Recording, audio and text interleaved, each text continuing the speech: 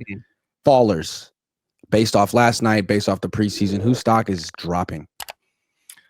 Yeah, I hate to say this, man, because I feel bad for him. He looks like a kid out there. But this was my take when I saw him, like when they drafted Junior Bergen. Um, I went and watched his college tape, and it looked good. But he was playing against guys that uh, really are never going to make the NFL, and it worked where he was at Montana. But I just don't think he's an NFL caliber guy. Like they might keep him for the practice squad, but I really don't see it.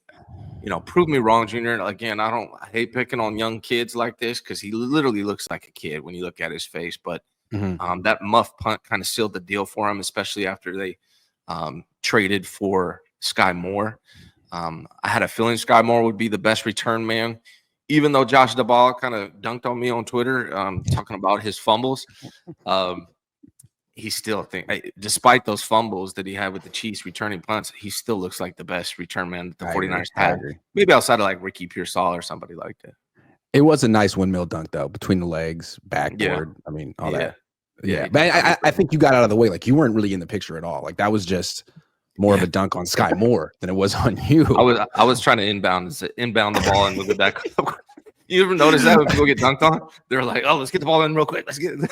They try to inbound it. Oh, Skyy Moore posterized. Didn't even know the ball was on the court. Yeah. Bergen for sure. I think what they can do with him probably is sneak him through waivers. I mean, that's the thing. When they drafted him, like, okay, last pick, like almost the last pick in the draft, but no one else had him on their board. So if you waive him, he didn't do anything to get a 53-man roster spot on any other team. So he'll be on the practice squad and they can elevate him if they need another special teams guy. So they'll say like, whatever. They did get Skyy Moore. Speaking of Skyy Moore, stock down, faller. Maybe he didn't have far to fall, but I think we saw exactly why the Chiefs said enough and we're going to cut him. He isn't the most sure-handed guy. He's not the most elusive guy, but he is fast. Very what's the guy's name that we just cut? It just slipped my mind. Very Ronnie Bell-esque. Yeah. I mean, they tried all kind of different stuff, right? Tunnel screen, jet sweep, pop pass,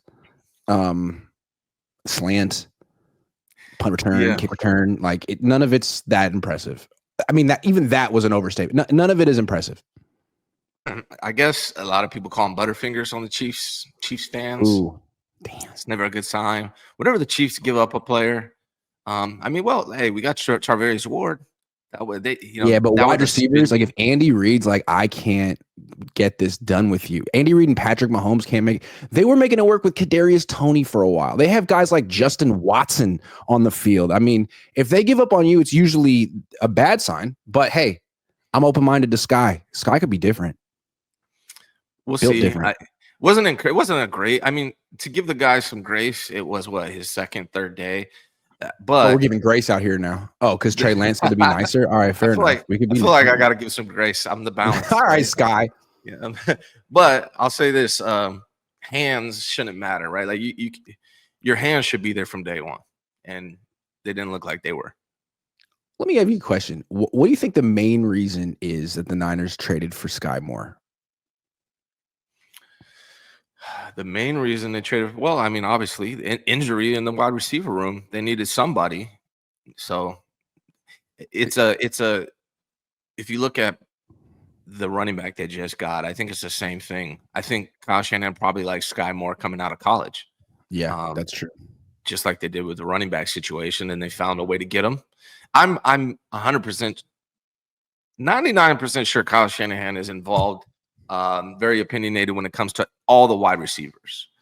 So I think this is a Kyle move. A Kyle probably. Russell Gage going down opened up a spot, and it's particularly in the slot, which is where he's playing. But I wonder also if it's an understanding that Junior Bergen is not going to be the returner on this team. Can't be the returner on this team, and they got to find someone else. So now you got Butterfingers. Again, the Chiefs went to Kadarius Toney last year. They trusted Kadarius Toney last year more than Skyy Moore, and allegedly Kadarius Toney eats crayons. I don't know. So yeah, tough to say. Skyy Moore does not. Skyy Moore is a scholar. That's why they call him Skyy. Okay, that's enough of Skyy. More fallers. Yeah. More followers. Let's You give me one. I got to think about that. I'm thinking about eating Garendo. crayons still right now. Oh Garendo. yeah. Now he's hurt, which is rough, but it's like, man, you're an NFL running back.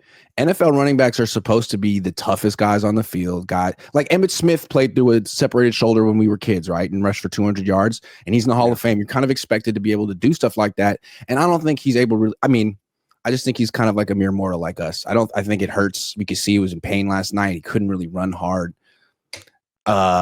He's hurt a lot. I don't know. I think the reason they traded for Brian Robinson Jr. was very much looking at Garendo all offseason and thinking, we can't rely. And what's weird about Garendo is he was always a weapon, right? Like he was never a running back, Gadget guy. every down running back. I think that was clear from the beginning. But it's also clear that when he's healthy, he can break some big plays. So Hell yeah. I hope he stays on the team and they use him sparingly, and then he can break open those big plays every now and then. But it does say something, not something good either. When you are injured, when your shoulder is beat the hell up, and they're playing you in a preseason game, like It's they not a didn't. good sign. It's not a good sign, man. Like, and he keeps getting injured on special teams too, which is like, I don't know. yeah, Not yeah. a I good mean, sign. it's unfortunate, but what I hope happens is he gets healthy and Kyle still mixes them in on these outside runs, because we've seen him break big plays on these outside runs. We know he's capable of it. He's just not a between the tackles every down running back. He's a weapon. So they got to figure out how to use him. It'd be a shame if they waste his talent. But what he's not is an every down running back. I think that's pretty clear. I agree. Not to pile on Isaac Garendo too much, and I'm trying to be nicer these days, just for the sake of it. Grace.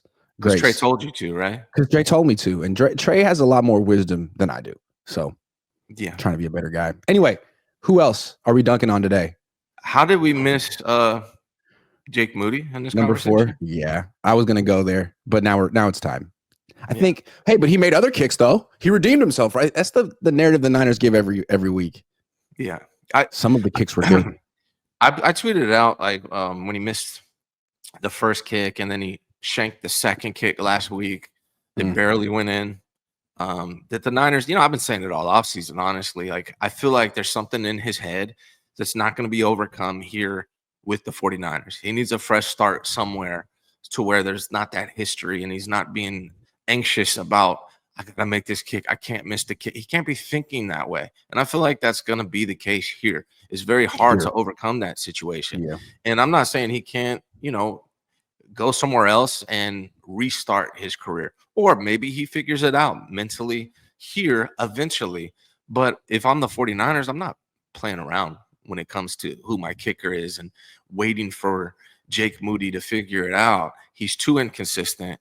Then he needs a fresh start. The 49ers need a fresh start. They need somebody to come in here and kick who's not thinking about, is he going to miss it every time he lines up? So Moody's got to go. I don't think he will, but he should. And I feel like the Niners are, I don't know if they're in denial, but they think they can sort of control the situation. Like the way Jim Harbaugh pumps up his quarterbacks just by speaking it into existence. He's great. He's great. That's what they're trying to do with Jake. Like, he's so talented. He's so good. We believe in him. Dude, until he misses a kick that matters in a regular season game, you're going to cut him. You're not going to let him take you down this year.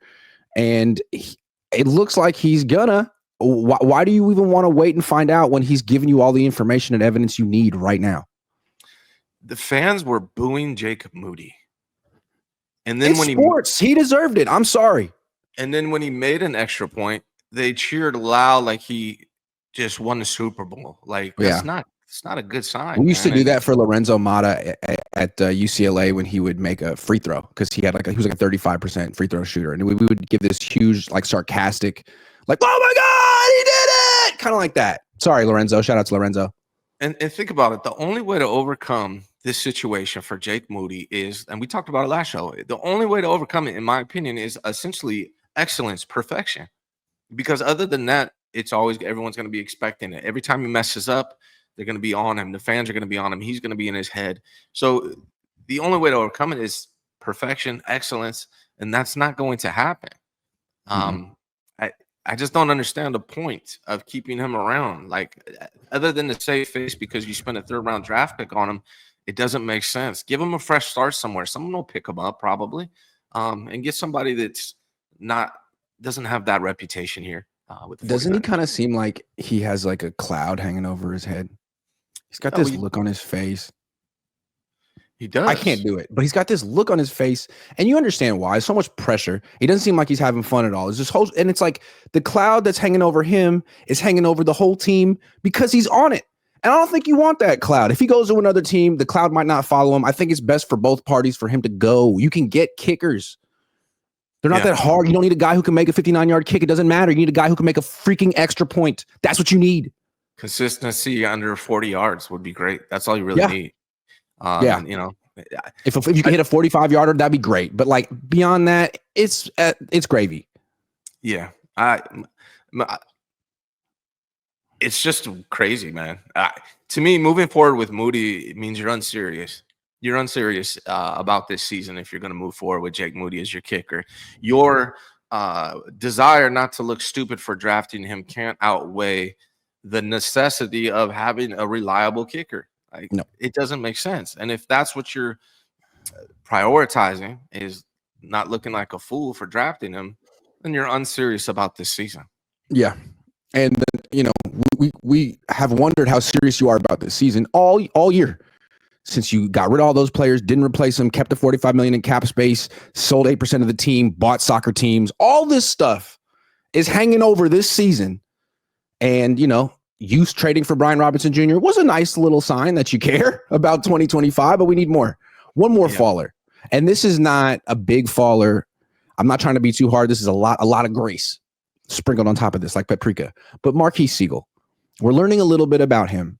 And he could end up being an all-pro safety. I like him a lot. He showed early on, dude can hit. Unreal contact courage, and he's fast. Those are nice qualities to have. Malik Mustafa is very similar. But I think we wanted to see, like, what's he going to do in coverage? And he did give up that touchdown early on yesterday. I think it was Gadsden. Jair Brown was the safety over the top, but really, Seigull was man-to-man, and he got caught a little flat-footed. Doesn't mean he's not good in coverage, but it means he's got a little ways to go, like Nick Martin a few weeks ago. So I'm not saying I did put him with the fallers, but he's a rookie we're learning about, and now we see where he can improve. There was a lot of grace there. I think that was excellent grace. I think that was a mental mistake more than like his. It's not that he doesn't have the ability to cover. It's just he has to understand the mental part of it, right? He stopped covering and was trying to make a play on the ball, and the receiver kept going 5 yards deeper than him. So that was a mental thing. I still think he can figure it out. I'm not saying he's falling, but I think we learn more about him and what he needs to work on as a rookie. I have to go back and watch the all 22. I believe it was quarters coverage. And in that coverage, like, he's responsible for the crossing route over, and he knew it. He saw it. He's prepared for it. He just kind of got caught flat-footed. I figure that'll be something he fixes with time and practice. Yeah. So not something to be alarmed about, but something for them to coach up. Put it that way. Yeah. Not very. I'm not down on Seigull much, but you know, it's going to be one of those learning curves. If he's your starting safety in the beginning of the season, you know, he might be fine by the end of the season, but the first few games, he might have some learning to do. Yeah, and the Seahawks saw that. And so he's going to see that again, and he needs to be prepared for it, and he will be. Dangerous Dave says, hooking up the truck and hitting highway south towards G. All right, man, lemonade time, baby. I'll hit you back after this is over. Nick Mayers in 707 says, do we go after Shiloh Sanders? He got waived. Do you think the 49ers are going to bring a Sanders on this team? I don't think they do that. No, they're actually trying to trade. The rumor is they're opening to trading Jair Brown. So they're trying to get rid of safeties, not bring them in. I don't think they do. Brother Bob says, Bergen blows. Moody is somehow worse. Special teams equals joke. Hold on, Rob. Did you see John Weeks making another tackle out there? Dude, John Weeks holding it down for the old guys out there. 5'10", 240, 39 years old, made another tackle. Don't disrespect. He's a baller. Yeah, take that back. Does Pooney and Barge play week 1 in Seattle? Says CJK04, go Hawks. Barch. Yeah, man. I think Barch probably will play. The question is, will he make it through the game? It's Ben Barch and then Pooney. I don't know, man. We'll see. I have no idea. Walking a little better. They need him. Yeah. Yeah. Brother Bob says Ryan and Iggy, my guys. Okay, season win-loss predictions. I said 7 when the schedule came out, and I have to stick to that because I said it, and I felt it. I said 10, and I think I'll stick with that. It's going to depend on the health of the main dudes, the main characters. If the main characters stay healthy, they could win more than 10 games, but it's going to require that all those main dudes that, the top 8 on this team, they got to stay healthy. It's a very top heavy team. And if they don't, the season could slide pretty quick. And it just doesn't seem like that's where this season is going. But we don't know. It's still preseason, but it doesn't seem like this is a team that's going to keep players healthy long. But we'll see. Brother Bob says Kyle Levy should never draft running backs. Never. UFAs are good.